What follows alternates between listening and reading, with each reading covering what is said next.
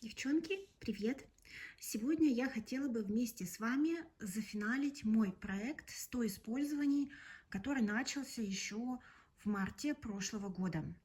Так я его и планировала примерно год вести, но последний отчет был несколько месяцев назад, месяца 2 или 3, и примерно половину использований прошли практически все продукты. С этого времени я сказала, что буду вести проект сколько смогу, по своим ощущениям, и потом я его завершу. Ну и давайте смотреть, что в итоге получилось за год из проекта 100 использований. Потом в финале видео, в конце видео я вам расскажу о своих мыслях на данный момент на этот счет, на проект, на подобный, и буду ли я вести что-то подобное в будущем. Первый продукт, который у меня был, это бронзер. Бронзер от Guerlain. Использовала его активно весь год. У меня это оттенок 00 Clair Rosé Light Cool. И в итоге он выглядит у меня сейчас вот так.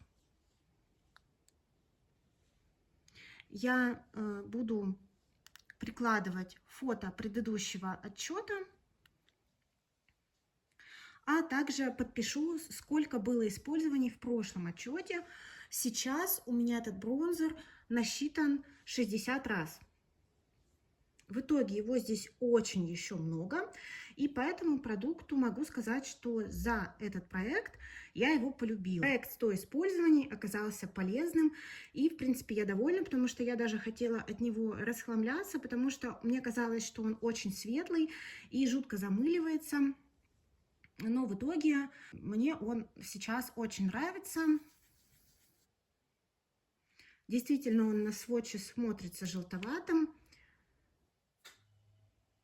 светловатым, но на деле он придает вот именно такой очень холеный вид, чуть-чуть загорелой кожи, такой тронутой солнышком. Очень красиво.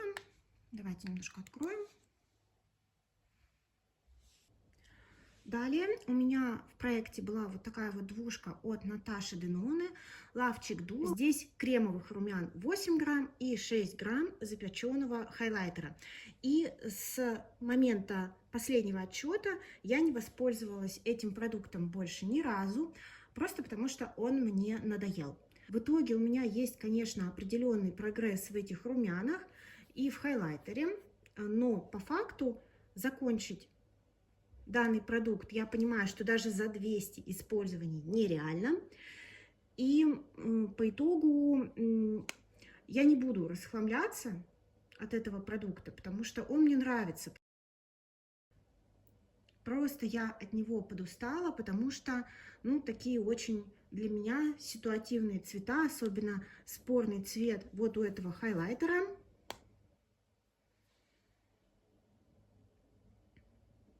Он с очень явной розовой базой, при этом золотистыми блестками.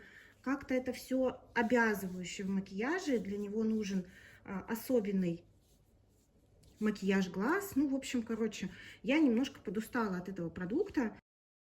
Наверное, тоже я довольна, что я все-таки взяла его в проект, потому что благодаря этому я достаточно раз воспользовалась этой палеткой и, в принципе, уже не переживаю, что у меня засохнут румяна, потому что спустя год, во-первых, они не засохли, то есть все, что с ними делается, это подсыхает верхний слой. Как только его снимаешь, там абсолютно нормальный продукт, он не пахнет. Поэтому я просто перестала беспокоиться, как только он там испортится. Но я думаю, что это произойдет не сейчас и не через месяц, даже не через полгода. Я от этой двушки естественным образом избавлюсь и уже не буду жалеть, что там 4-5 тысяч рублей у меня полетели в мусорку. Нет, это уже продукт, который я чувствую, что мне хорошо послужил. Поэтому, ну, в принципе, я довольна, скажем так. Также у меня в проекте был хайлайтер от Ofra в очень таком специфическом оттенке Space Baby. В итоге я им воспользовалась 58 раз, дошла до донышка, и прямо перед тем, как я уезжала из Турции, может быть, где-то за неделю, я его уронила вместе с палеткой теней. Он разбился, и я уже не стала его перепрессовывать, потому что, ну, его очень много. У меня есть подобные оттенки в коллекции. Я понимала, что я просто добавляю его в проект 100 использований, лишь бы сколько-то раз использовать. И я была готова с ним расстаться, поэтому он остался в Турции и полетел в мусорку. В этом проекте было не так много продуктов. Давайте, наверное, я вам покажу продукты для губ. Во-первых, у меня в проекте была вот такая вот помада от Huda. Это жидкая формула матовая. И я достаточно много раз ей воспользовалась. Сейчас у меня зафиксировано 78 раз. Это достаточно много, и, в принципе, я довольна результатом, потому что если смотреть вот так вот по тому, сколько продукта осталось, ну, можно понять, что продукта примерно вот столько. То есть, наверное, бы где-то за 100-110 раз этот продукт бы ушел. Дело в том, что эта помада стухла, она развонялась, и надо отдать ей должное, она очень долго мне прослужила, и формула была достаточно комфортная. Сейчас я уже отхожу от жидких матовых помад, поэтому я бы не стала ее повторять, но, в принципе, качеством продукта я довольна. Она мне служила примерно 4 года, и последний год, вот 23-й, я пользовалась ей наиболее активно, и выяснилось, что примерно, да, за 100 плюс-минус 10 применений эту помаду можно закончить. Это у меня уходит в мусорку, потому что продукт пропал. Еще я вспомнила, что у меня в проекте была кремовая помада от Huda. Сейчас я вам ее показываю. Она у меня почти закончилась, но испортилась, и я также ее расхламила. Также я добавляла, по-моему, в начале года в проект вот этот блеск. Он был абсолютно новый. Это коралловый блеск от Golden Rose. В принципе, достаточно неплохого качества. Но у него достаточно обязывающий был цвет. Такой он, ну, коралловый. И он подходит больше под рыженькие макияжи, а я не всегда такие делаю. Очень часто я делаю лавандовые или розовые, и этот блеск просто не подходит. Я его использовала 10 раз, и, соответственно, его ушло очень мало, примерно вот столько его сейчас. И я от него избавляюсь, хотя он достаточно новый.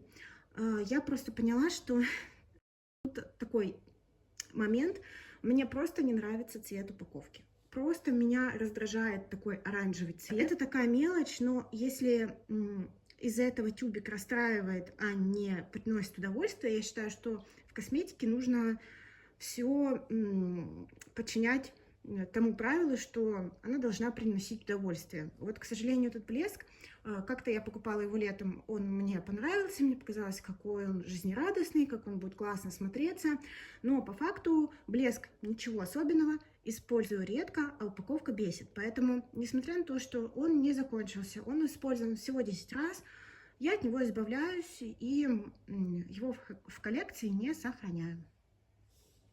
Также в этом проекте у меня был пигмент от Тани Танука.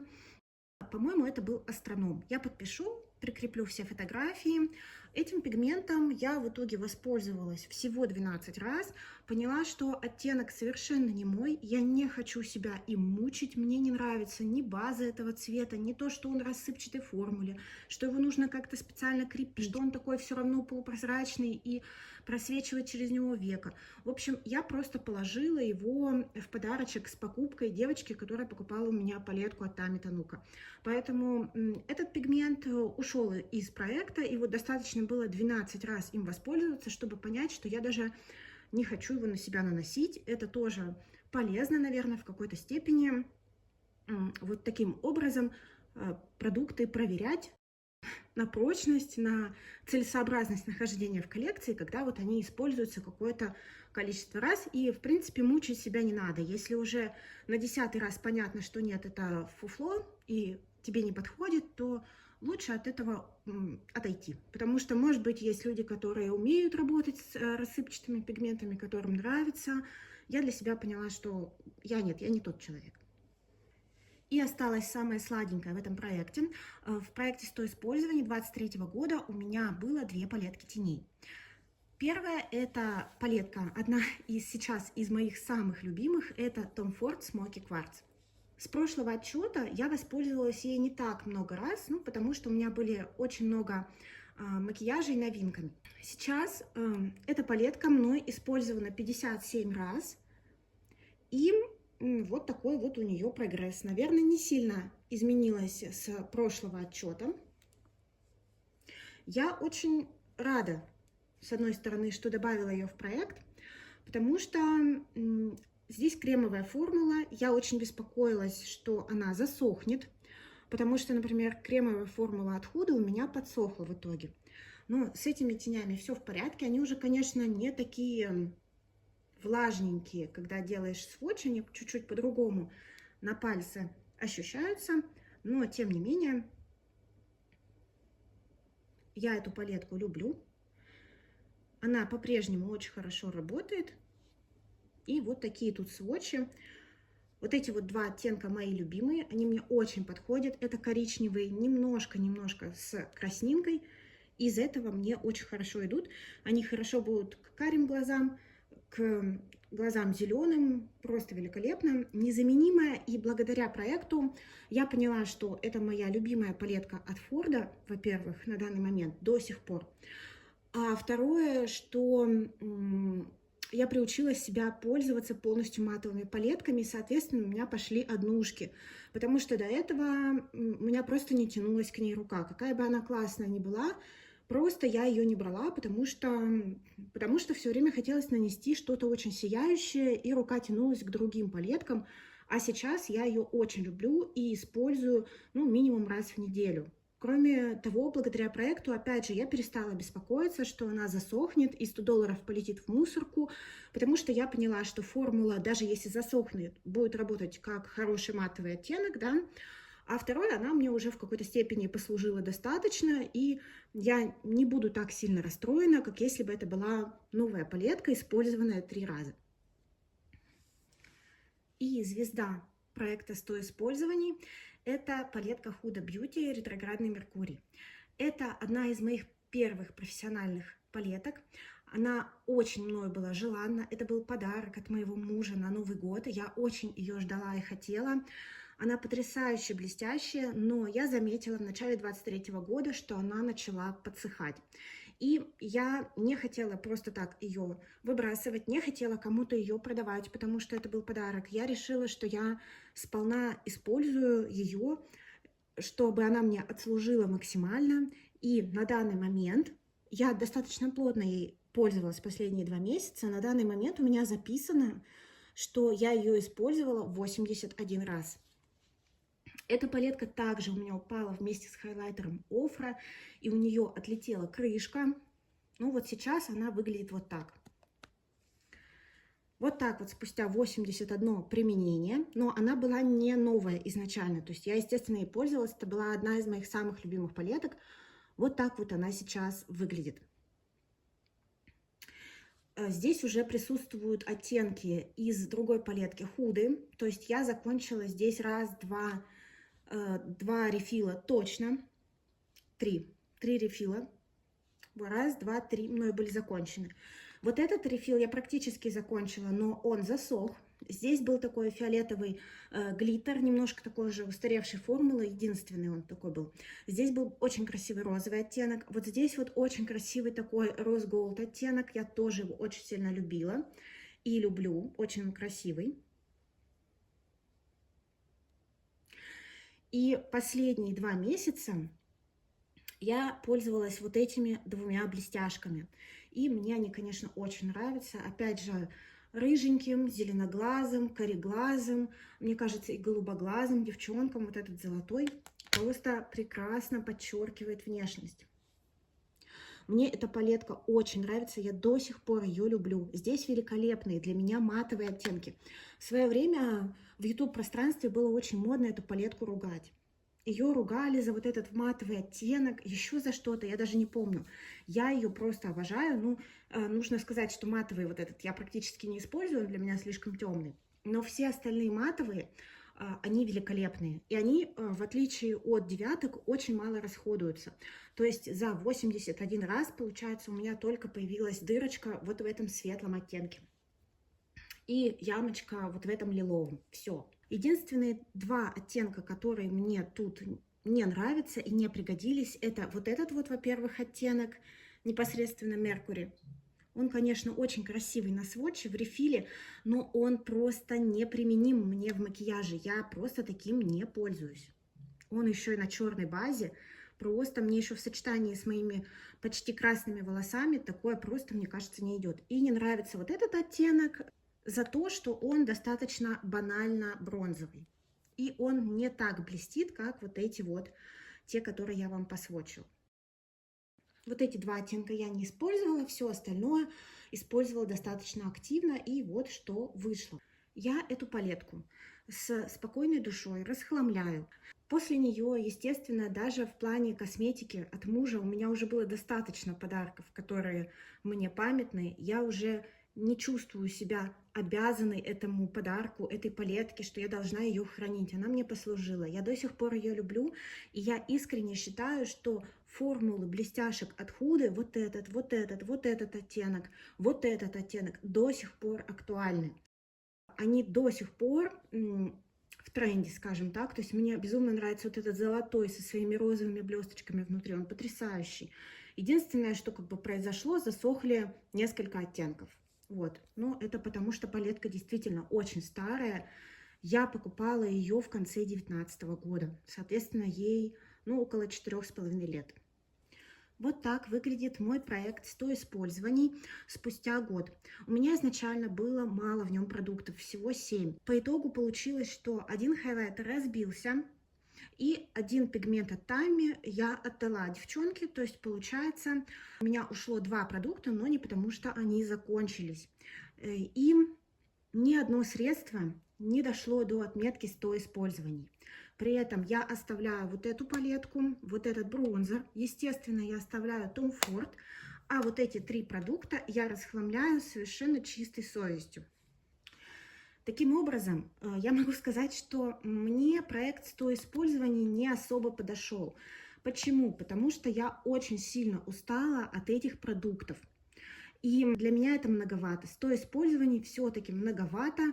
И в следующий раз, даже если я буду делать подобный проект, это будет либо 30, либо 50 использований. Скорее всего, даже 30. И буду я выбирать продукты, которые либо закончатся или почти закончатся за 30 применений, а, соответственно, это очень мало. То есть либо начатое что-то, очень маленький выбор, да, категорий, то есть либо что-то очень уже почти закончившееся, либо что-то такое старенькое, что хочется добить, либо это будут продукты, которые я не поняла и хочу распробовать. В таком ключе я еще готова вести проект, но упарываться и краситься 100 раз одной палеткой, когда в коллекции около 50 на данный момент, это уже нерационально. А я все-таки хочу вести проекты, даже если вести, то в рамках разумного. Вот. Поэтому вот такой вот у меня получился проект. Спасибо, девчонки, что посмотрели это видео. Всем отличного настроения, успехов вам в ваших проектах, если вы их ведете. Всем хорошего дня, всем пока-пока.